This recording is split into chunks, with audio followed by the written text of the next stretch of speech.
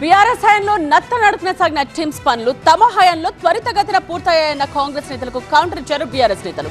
ఉమ్మడి రాష్ట్రంలో అధికారంలో ఉన్న కాంగ్రెస్ ఒక్క ఆసుపత్రిని కూడా నిర్మించలేదని కౌంటర్ ఇచ్చారు బీఆర్ఎస్ నేతలు.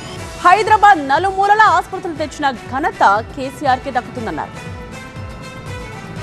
తెలంగాణ రాజకీయాలు టిమ్స్ చుట్టూ తిరుగుతున్నాయి. అధికార కాంగ్రెస్, విపక్ష బీఆర్ఎస్ నేతలు పోటాపోటీగా టిమ్స్ యాత్రలు చేస్తున్నారు.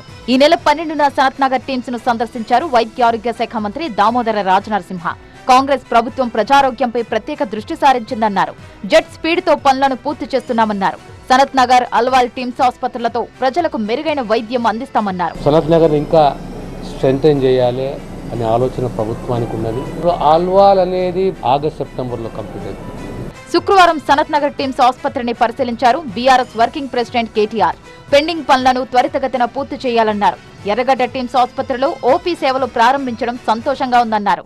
కేసీఆర్ దూరదృష్టికి టిమ్స్ ప్రత్యక్ష సాక్ష్యమన్నారు కేటీఆర్. కేసీఆర్ గారి నాయకత్వంలో హైదరాబాద్ మహానగరంలోనే 4 చోట్ల Telangana institute of medical sciences పేరిట ఒక బృహత్తరమైన యజ్ఞానికి ఆనాటి ప్రభుత్వం శ్రీకారం చుట్టడం జరిగింది. కేసీఆర్ వైద్య ఆరోగ్య రంగానికి ప్రాధాన్యం ఇచ్చారన్నారు కేటీఆర్. కాంగ్రెస్ అధికారంలోకి వచ్చే నాటికే 50% పైగా పనులు పూర్తయ్యాయన్నారు. ఇది మా నాయకుడి విజన్, మా నాయకుడి కళ. హైదరాబాద్ లో మెరుగైన వైద్య సేవలు అందించాలనేది. 350 బస్తీ దవాఖానాలు పెట్టాము, ప్రైమరీ డిస్పెన్సరీ కేంద్రాలు.